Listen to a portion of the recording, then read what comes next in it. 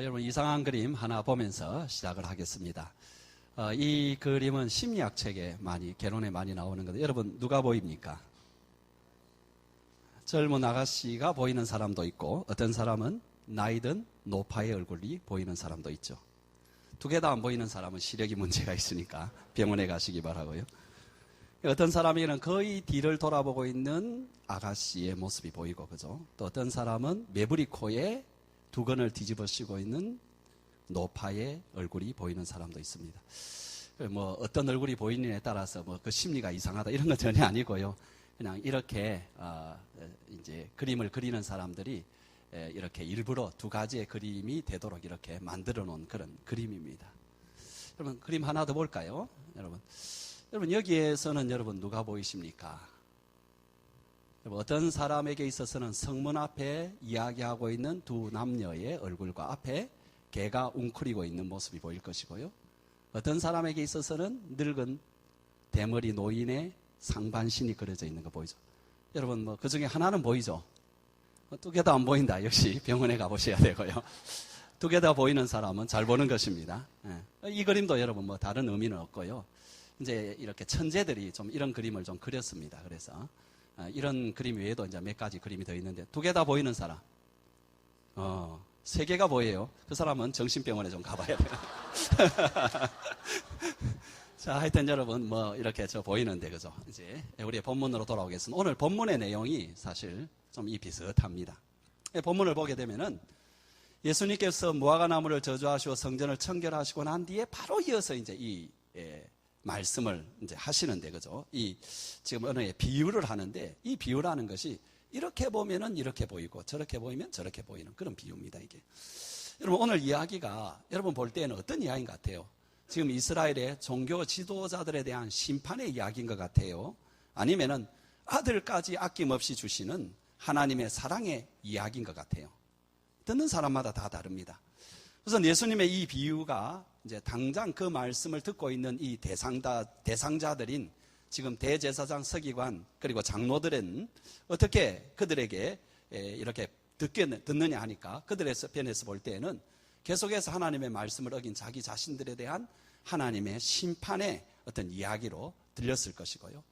그리고 이 마가복음을 처음 이렇게 받아서 읽었던 그 독자들은 이 이야기를 들을 때에 그것도 느꼈겠지만 그들이 더 크게 감동을 받았던 것은 하나님께서 자기 아들까지 아낌없이 주시는 그 하나님의 사랑 이야기를 들었을 것입니다. 그리고 저와 여러분들은 이제 이 말씀을 읽으면서 이 두 가지 이야기가 신비하게 이렇게 겹쳐져 있어서 우리는 자연스럽게 두 가지 다 우리가 들을 수가 있게 되었습니다.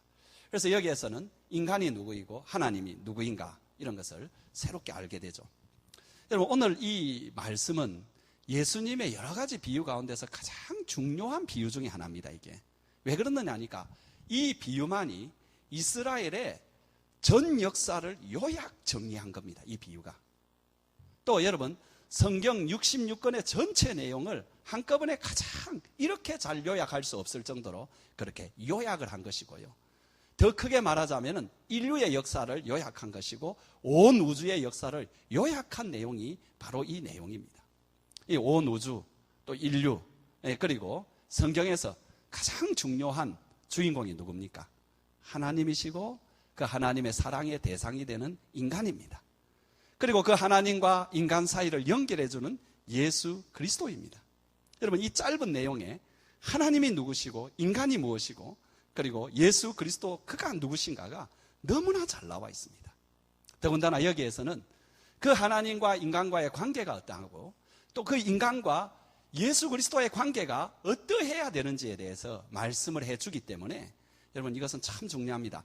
생명의 삶을 공부하신 분들은 처음에 가면 이제 이런 질문을 받잖아요. 그죠? 여러분 신앙생활 하는 가운데서 제일 중요한 게 뭐냐고 물으면은 여러 가지 답이 나오는데 생명의 삶에서는 그것을 뭐라고 답합니까?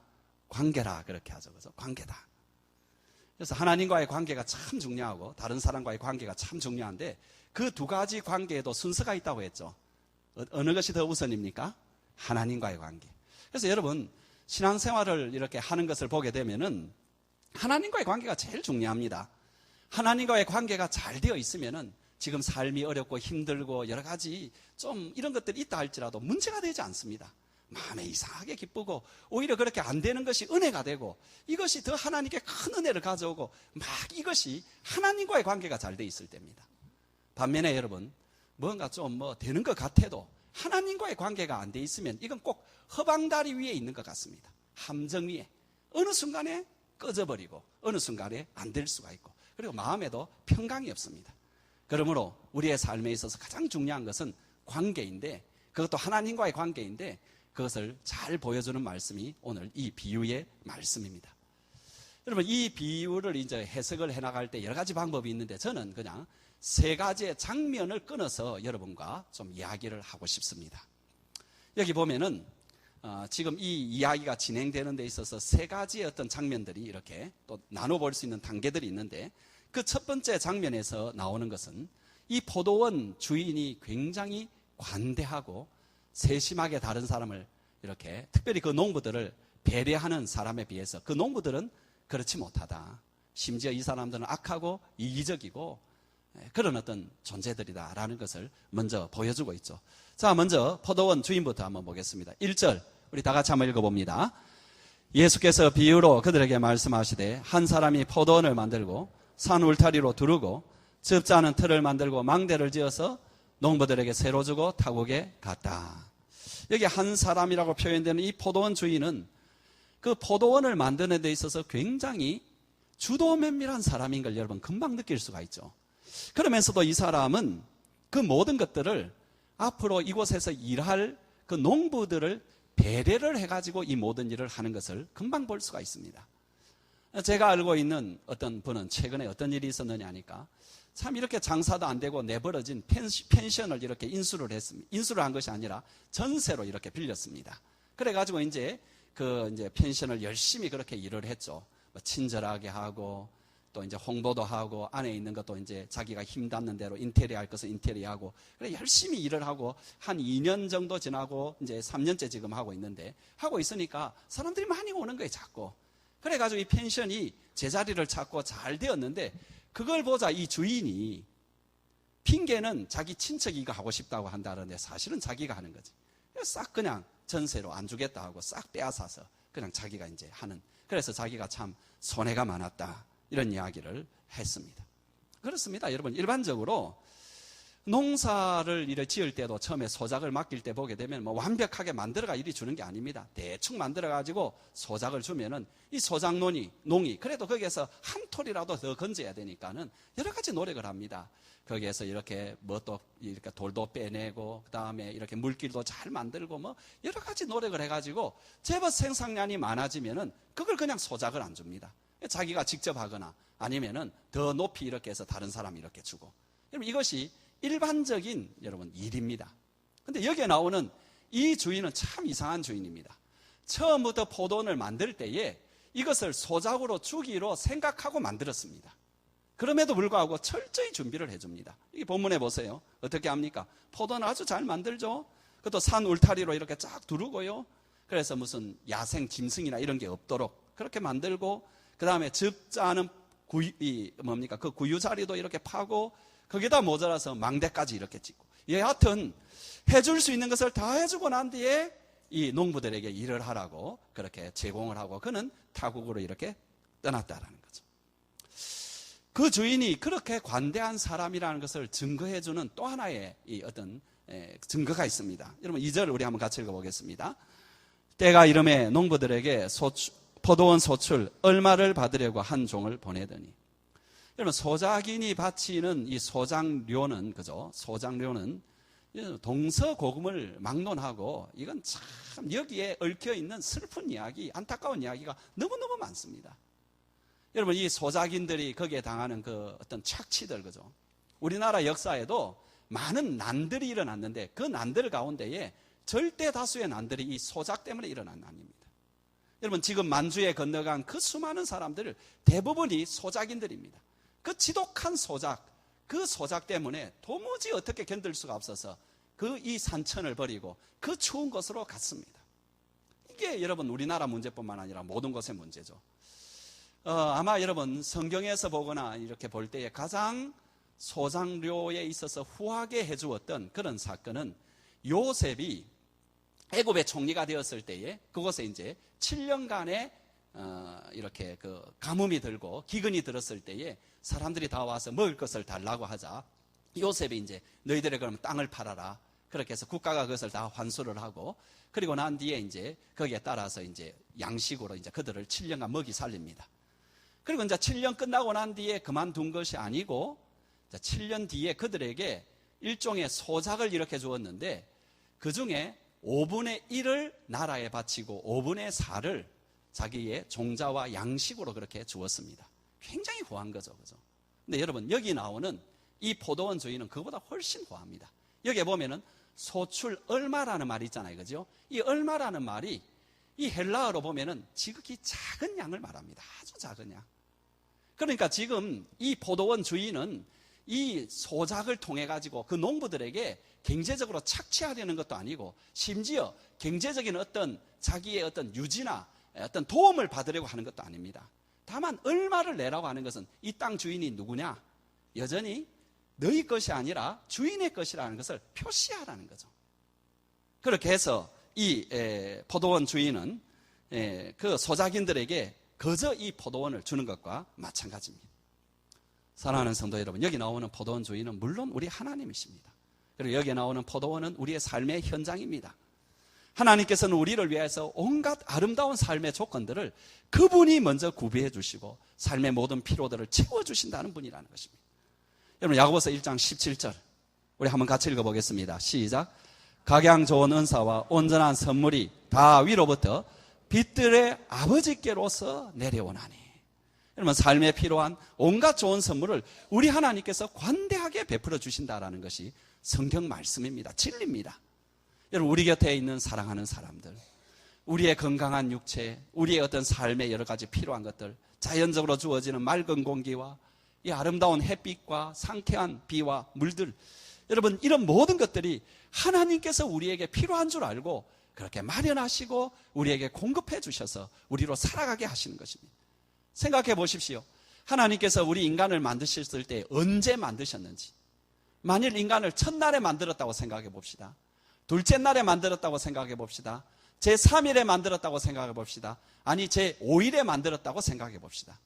여러분, 인간이 생존할 수 있었겠습니까? 그 환경에? 아니, 생존한다 하더라도 하루하루가 얼마나 힘들었겠습니까? 빛이 있었습니까? 낮이 있고 밤이 있었습니까? 사람이 거주할 만한 땅이 마련되어 있습니까? 아니면은 먹고 살 만한 식물이 마련되어 있습니까? 아무것도 없습니다. 그런데 하나님께서는 우리를 만들 때 모든 것을 다 만드시고 마지막 순간에 인간을 만들었습니다. 그래서 인간이, 최초의 인간인 우리의 조상 아담과 하와가 눈을 이렇게 딱 떴을 때는 그의 모든 주변은 삶을 살 수 있는 모든 것으로 아름답게 꾸며져 있고 아름답게 공급되고 있다는 거죠. 여러분, 이 창조의 메시지가 참 많지만 그 중에 한 가지 메시지가 뭐냐 하니까 하나님은 정말로 관대하신 분이라는 거예요. 하나님은 정말로 우리 인간을 사랑하시고 우리 인간이 행복하게 살기를 원하시는 분이라는 것을 이 메시지는 분명하게 전하고 있다는 것입니다. 사랑하는 성도들이요, 여러분은 하나님이 관대하신 분이라는 것을 꼭 잊지 마시기 바랍니다. 사람의 불신앙이 어디서 시작되느냐 하니까 하나님에 대한 오해부터 시작됩니다. 여러분, 하나님은 사랑의 하나님입니다. 여러분, 많은 사람들이 신적 존재에 대해서, 이제 영적인 어떤 존재에 대해서 생각하면서 뭐라고 하느냐 하니까 그 영적 존재는 우리의 행복이라든지 우리의 어떤 그런 것들에 대해서 질투하는 어떤 존재라고 말을 해요. 그렇게 생각을 해요. 그래서 그 애군을 받지 않아야 된다고 생각해요. 맞습니다, 그 말이. 여러분, 더러운 영인 귀신들은 그렇게 합니다. 우리 인간들이, 우리 사람들이 행복하게 사는 것을, 행복하게 사는 꼬라지를 못 봅니다. 그 영들은 이 인간들을 질투하고, 그래서 어찌하든지 여러분 파멸의 구렁텅이로 몰아가려고 하는 것이 악한 영들의 작용입니다. 그러나 여러분, 하나님은 그렇지 않습니다. 하나님은 우리를 만드실 때부터 우리가 행복하기를 원하셨습니다. 우리가 당신께서 그렇게 주신 많은 것들을 누리면서 감사하면서 찬송하기를 주님께서는 원하셨습니다. 이 하나님을 믿으시기 바랍니다. 이 하나님을 확신하시기 바랍니다. 하나님은 나의 행복을 기뻐하신다. 하나님은 내가 잘 되기를 원하신다. 하나님은 그것만 원하시는 것이 아니라 그렇게 하실 수 있도록 모든 것을 제공해 주시고 준비해 주신다는 사실을 믿으시기 바랍니다. 믿음대로 될지어다. 주님을 그렇게 믿으면은 주님이 그렇게 해주십니다. 또 그렇게 안 해도 해주시는데 모르는 거죠. 여러분, 주님을 꼭 믿으시기 바랍니다. 좋으신 주님을 믿으시기 바랍니다. 좋으신 하나님, 좋으신 하나님, 참 좋으신 나의 하나님. 제 목소리는 좋지 않지만 하나님은 좋습니다. 정말로 하나님은 좋으신 분이십니다. 여러분, 이 확신부터 있어야 여러분 신앙생활 제대로 합니다. 여러분, 그 악한 그 게으른 그 사람들의 게을에서 한 달란트 받아가지고 결국은 그 땅에 묻어놨다가 떠나가라고 그렇게 저주받은 그 사람의 가장 큰 잘못이 무엇입니까? 주님이 뭐라고 지적합니까? 너가 오해하였도다. 너가 주인에 대해서, 하나님에 대해서 오해하였도다. 그런데 예수를 믿는다는 사람들 가운데도 그렇게 오해하고 있는 사람이 많습니다.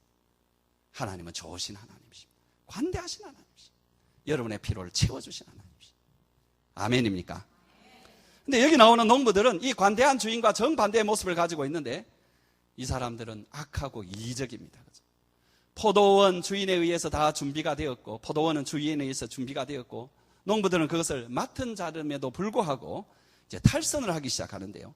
그 탈선의 시작은 뭐냐 하니까 이 포도원을 내 것이라고 생각하는 그 순간부터입니다. 여러분, 우선 7절을 먼저 한번 읽어보겠습니다.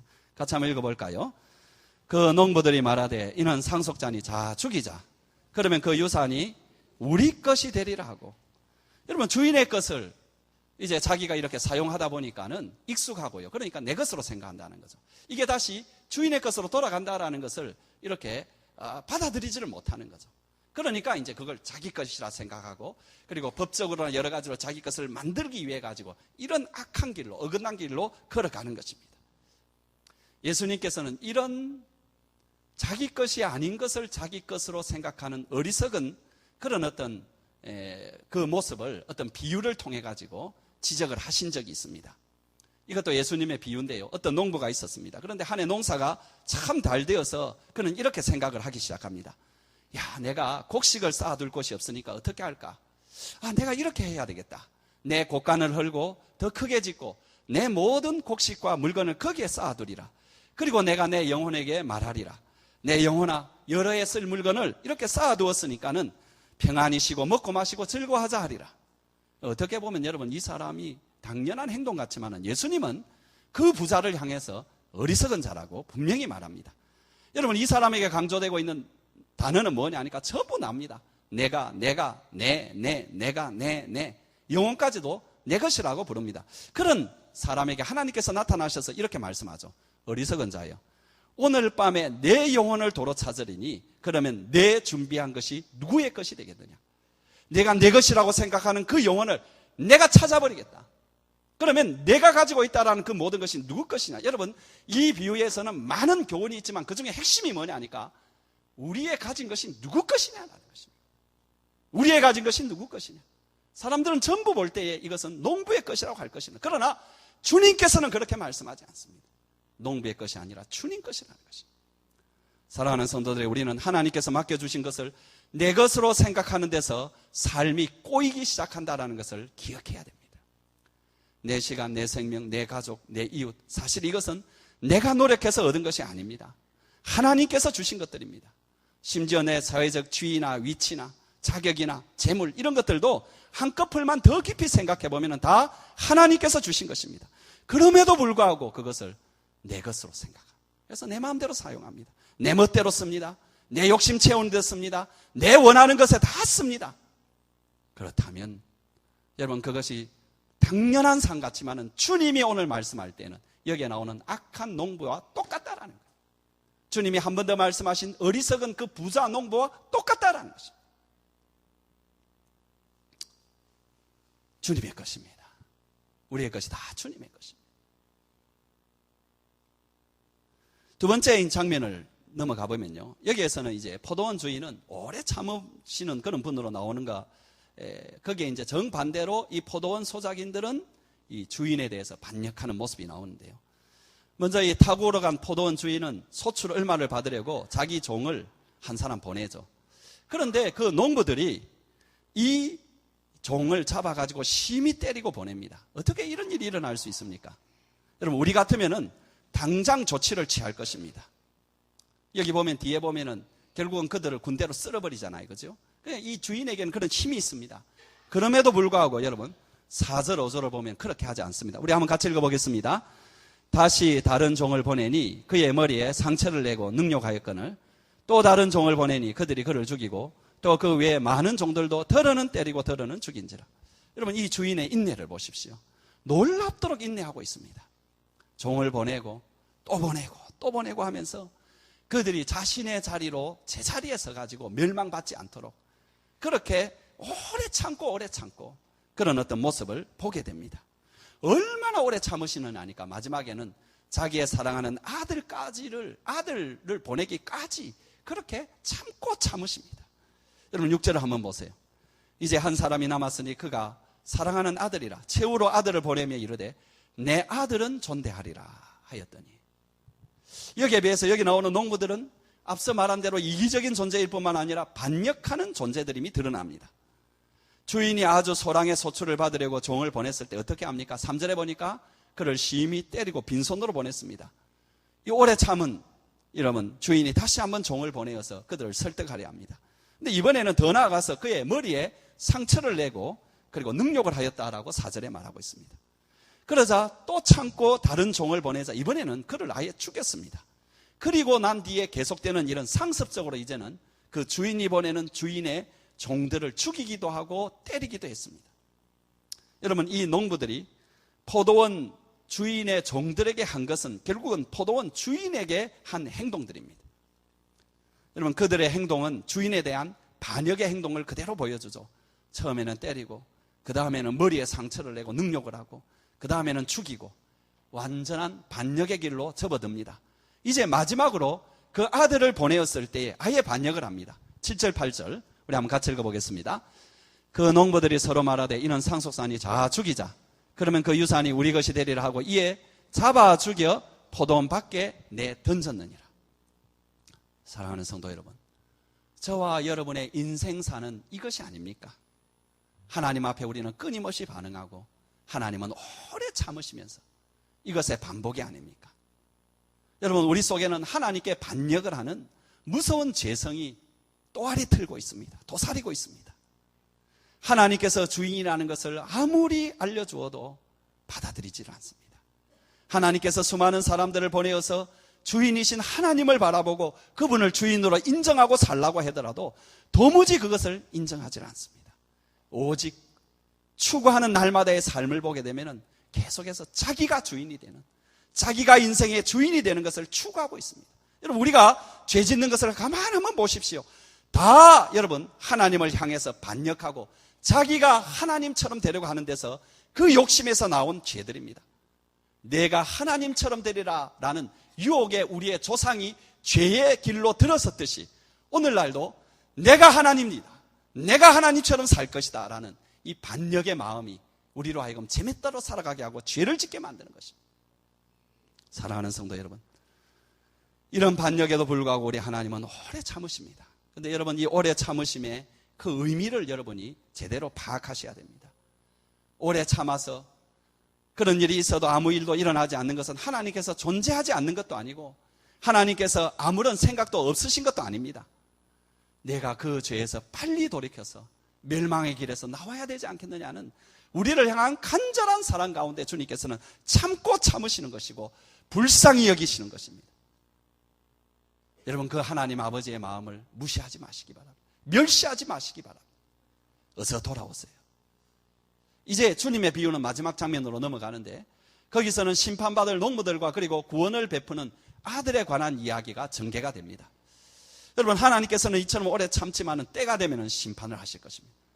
성경은 우리 사람들이 때가 되면 심판을 받을 수밖에 없다는 것을 분명히 여러 번 고지하고 있습니다.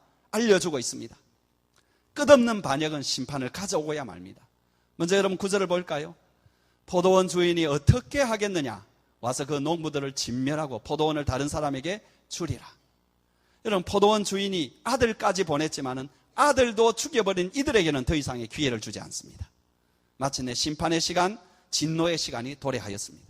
이와 마찬가지로 하나님께서는 우리에게 관대하게 모든 삶을 살도록 그렇게 제공해 주시고, 또 우리의 반역과 이기심에도 불구하고 거듭 기회를 주시고 권면하고 기다려 주시지만, 계속 반역을 하고 결국 마지막 그 아들까지 거절해 버렸을 때에는 그 인간은 주님의 엄정한 심판을 받을 각오를 해야 됩니다.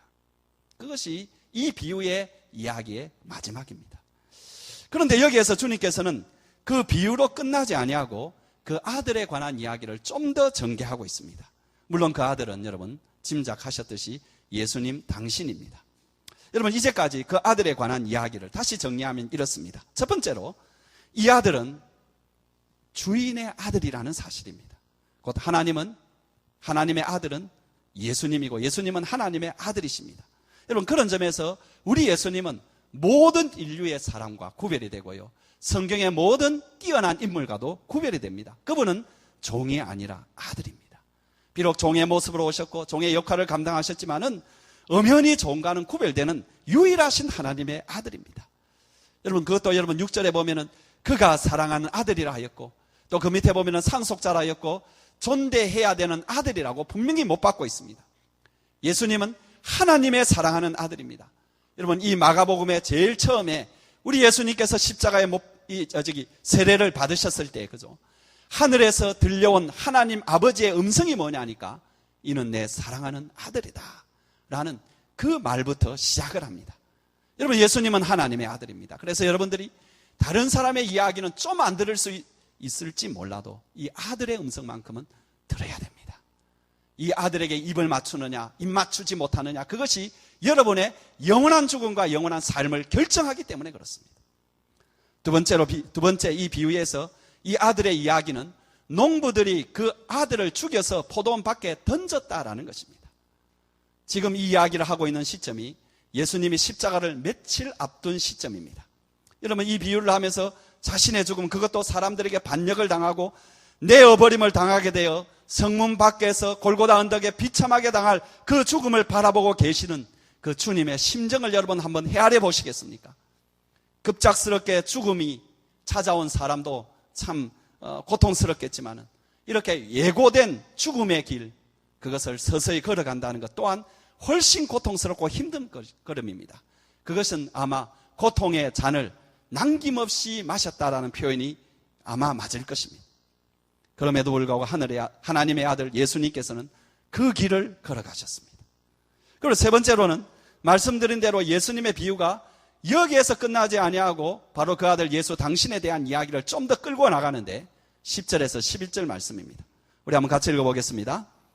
너희가 성경의 건축자들이 버린 돌이 모퉁이의 머릿돌이 되었나니 이것은 주로 말미암아 된 것이요 우리 눈에 놀랍도다 함을 읽어보지 못하였느냐 하시니라. 그러니까 여기에 앞서 포도원 밖에 던져져 죽어서 포도원 밖으로 던져버린 그 아들의 모습이 이제 약간 변형이 되어서 건축을 하는 데 있어서 쓸모없어서 밖에 던져버리는 돌이 되었다, 이렇게 말하고 있다는 거죠. 그런데 여러분, 그렇게 거절되고 버림받았지만 그것으로 끝이 아니다는 거죠. 놀랍게도 그 돌이 모퉁이의 머릿돌이 되었다는 거잖아요. 여러분, 이것은 두 가지의 의미를 가지고 있습니다. 하나는 그 아들의 생명이 죽음으로 끝나는 것이 아니라 죽임을 당하고 버려진 것으로 끝나는 것이 아니라는 것입니다. 그 뒤에 일이 있다. 그분이 부활하신다라는 것입니다. 그리고 바로 그분이 새로운 성전인 교회의 기초가 되신다라는 것입니다. 사랑하는 성도들이여, 이렇게 죽임을 당한 아들, 히브리어로 벤이죠. 이 벤이 구원의 반석 에벤이 되는 역사가 일어나는 것, 바로 그것을 지금 말씀하고 있습니다. 오직 예수님만이 우리의 구원이 되십니다. 왜냐하면 그분만이 하나님의 아들이시기 때문에 그렇습니다. 그분만이 우리를 위해서 죽어주셨기 때문입니다. 그분만이 부활하셨기 때문입니다. 예수 그리스도 외에 하나님께서 이 땅에 구원받을 다른 인물, 다른 이름을 주신 적이 없습니다. 오직 예수님만이 우리의 구원자가 되십니다. 아멘이십니까? 여러분, 오늘 예수님의 비유를 여러분 알아들으셨습니까? 여기에 함께 그려지고 있는 두 가지의 이야기를 여러분 알아들었습니까? 예수님께서는 천국의 내인과 외인을 구분할 때에, 다시 말하면 천국의 시민이 되는 사람과 시민이 되지 못하고 어둠에 쫓겨나는 사람을 구분할 때에 예수님 당신이 하는 그 비유를 알아듣는 사람은 내인이고 알아듣지 못하는 사람은 외인이다, 이렇게 말을 하고 있습니다. 그래서 예수님의 비유를 알아듣는 것은 참 중요합니다. 예수님이 자주 이런 말씀을 하잖아요. 그죠? 들을 귀 있는 자는 들으라. 그 무슨 말입니까? 주님의 사람은 들을 귀가 있어야 된다. 들어야 된다는 것입니다. 여러분은 이 비유를 알아듣고 있습니까? 여러분, 이 비유를 직접 들은 종교 지도자들은 어떠했습니까? 그들은 알아듣고 있습니까? 12절 우리 마지막으로 읽겠습니다. 그들이 예수의 이 비유가 자기들을 가르쳐 말씀하신 줄 알고 작고자 하되 무리를 두려워하여 예수를 두고 가니라. 알아들었습니까? 알아듣지 못했습니까? 한 가지 희미하게 알아들었죠. 한 가지 알아들었습니다.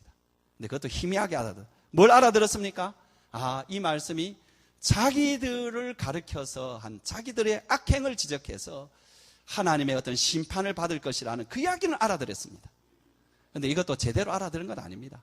정말로 제대로 알아들었다면은 내가 그렇게 악한가? 우리가 정말로 그렇게 악했는가? 그렇게 하면서 자기 자신을 돌아보면서 참 그런 심판을 받지 아니하도록 그렇게 알아들어야 됐었습니다. 어쨌든 여러분, 그러나 조금은 알아들었습니다. 이 교회의 말씀을 듣는 사람들 참 각양으로 듣습니다. 어떻게 듣는지, 여러분, 듣는 것이 여러분의 운명을 결정합니다. 그런데 여러분, 지금 여기에 있는 이 사람들이 전혀 알아듣지 못한 이야기 한 가지가 남아 있습니다. 그게 뭡니까? 아들까지 보내신 포도원 주인의 그 사랑에 대해서는 알아듣지를 못합니다. 여러분, 그 결과 그들은 예수를 두고 가니라. 예수를 두고 가니라. 예수를 붙잡아야 되는데 두고 가고 말았습니다. 영원한 멸망길로 가버리고 말았습니다. 오늘 우리는 어떻습니까? 어떤 나이 많으신 여자분이 설교 들으면서 자꾸 이렇게 뒤로 이리 돌아보는 거예요. 목사님이 이제 좀 신경이 쓰이는데 나중에 이제 예배를 마치고 난 뒤에 무슨 일이 좀 있었는가 보다 싶어서 그래, 어떻게 자꾸 그렇게 무슨 일이 있습니까? 예배 중에 자꾸 뒤를 돌아보시대요 하니까는 오늘 목사님 말씀 우리 며느리가 들어야 되는데 지금 왔는가 안 왔는가 자꾸 이리 봤다. 내가 들어야 되죠. 내가 들어야 되죠. 이런 포도원 여기에 이 여기에 나오는 악한 농부 누굽니까? 납니다. 그걸 알아들어야 돼요, 먼저. 그것도 못 알아들으면 여기에 있는 이 사람도, 여기에 있는 지도자도 못한 거죠. 여러분, 하나님께서는 우리에게 우리 생명, 가정, 생업, 물질, 시간, 건강을 맡겼습니다. 근데 그것이 여러분 내 것이 아닙니다. 이 모든 것이 다 하나님의 것입니다. 여러분, 우리에게 주어진 모든 것이 하나님의 것이기 때문에 내 시간, 내 물질, 내 모든 것을 가지고 하나님께 영광 돌리도록 해야 됩니다. 고린도전서 12장 31절에 보면은 내가 먹든지 마시든지 무엇을 하든지 하나님의 영광을 위하라고 했습니다. 우리는 그렇게 정말로 해야 됩니다. 여러분, 우리는 어떤 농부입니까? 우리는 어떤 청직입니까? 우리의 주인은 누굽니까? 납니까? 그래서 내 마음대로 결정하고 내 마음대로 살고 내 뜻대로 살고 내 원하는 대로 살고 주인의 뜻에 대해서는 아무런 생각을 하지 아니하고, 아니면 주인입니까? 주님이십니까? 주님의 뜻 좀 생각, 주님의 뜻 많이 생각하고 주님의 뜻대로 살려고 하고, 여러분의 길을, 인생길을 걸음걸음 걸어가면서 하나님께 여쭤보면서 그분의 뜻이 무엇인가 생각하면서 그분이 주신 사명이 무엇이고 그분이 주신 그 목적이 무엇이고 이것을 생각하며 걸어가고 있습니까? 아니면은 그냥 내 길 걸어가고 있습니까? 내 길 걸어가는데 잘 안 걸어지니까는 주님을 의지하고 있습니까? 그것도 여러분, 신앙이 전혀 없는 것이라고 말하지는 못하겠지만은 그까지만 가면은 기독교는 아닙니다. 기독교의 하나의 출발은 될 수 있지만은 기독교인은 아니라는 것입니다. 여러분, 직장이나 건강이나 재물이나 기회, 이 모든 것이 그분 것이다 인정하시고 그분께 맡기고 그분의 뜻대로 살려고 하고 그분의 것이니까 그분께서 책임져 줄 거라서 그것을 믿고, 하나님은 관대하신 분, 하나님은 참 좋으신 분 믿고 여러분이 걸어가셔야 비로소 진짜 기독교인이 되는 것입니다. 제발 95%의 기독교인이 되지 마시고 100%의 기독교인이 되시기를 주의 이름으로 축원합니다. 근데 여러분, 이것만 들으면 절반만 듣는 것입니다. 여러분, 한 가지 더 들으셔야 되는데 그게 뭐냐니까 하나님의 사랑 이야기를 여기에서 들으셔야 됩니다.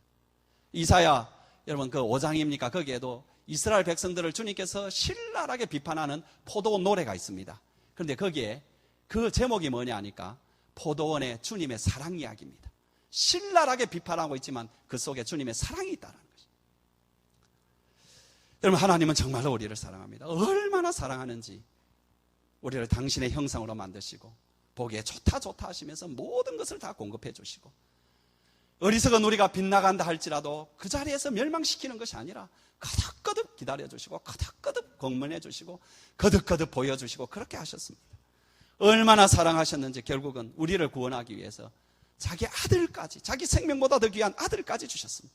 그 아들도 우리를 얼마나 사랑하셨는지 죽음의 길을 뚜벅뚜벅 걸어가시고 십자가에 못 박혀서 성문 밖에 죽은 개처럼 그렇게 내버려지는 것을 감당을 하셨습니다. 그러나 그분은 부활하셨습니다.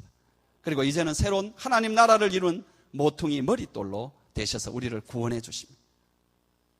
여러분 이 주님의 사랑, 이 주님을 주신 하나님의 사랑을 여러분 붙잡아야 됩니다. 예수를 두고 가니라 그렇게 되면 안 되고요. 예수를 붙잡으셔야 됩니다. 예수를 붙잡는 사람이 구원을 받습니다. 회개하고 예수님을 붙잡아야 됩니다. 하나님께서 마지막으로 보내신 예수만을 붙잡아야 됩니다. 이 예수님을 붙잡고 여러분 다시 한번 내 자리가 무엇인지, 하나님은 하나님이시고 예수님은 예수님이시고 나는 나라니, 나는 하나님의 청직이고 하나님의 일꾼이며 하나님의 농부라는 생각을 다시 한번 가지시고 여러분 그 자리에서 주를 위하여 살아가셔야 됩니다. 나에게 있는 모든 것이 하나님의 것인 줄 알고 하나님 그분의 영광을 위하여 100% 여러분이 헌신하셔야 됩니다. 내가 미래에 어떤 대학을 갈 것인가, 그것도 하나님의 영광을 위해서 해야 됩니다. 내가 어떤 직장을 할 것인가, 이것도 하나님의 영광을 위해서 해야 되고. 여러분 문제가 잘 해결되지 않아서 아까 우리 장로님이 기도한 것처럼 우리도 마음이 아픕니다. 그래도 여러분 신앙으로 사셔야 돼요. 신앙으로 젊은이들은 결정해야 됩니다. 하나님이 길을 열어주십니다. 하나님의 농부로 살아서 행복한 여러분 삶을 사는 여러분 되기를 주의 이름으로 축원합니다.